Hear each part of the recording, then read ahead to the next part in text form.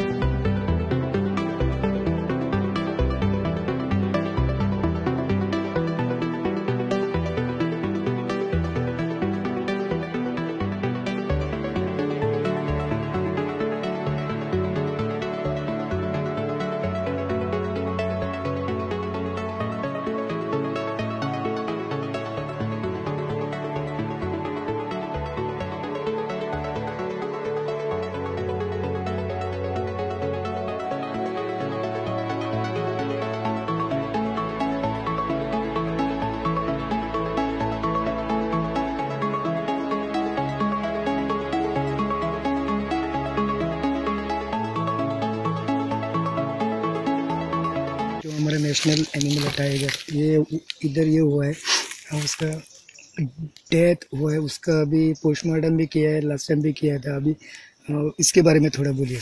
नहीं, बेसिकली अभी जो दूसरा टाइगर का कैरकेस मिला है, कल रात को रिपोर्ट हुआ है, अभी हमारे लोग देख रहे हैं और इसको पोस्टमार्टम कर रहे हैं।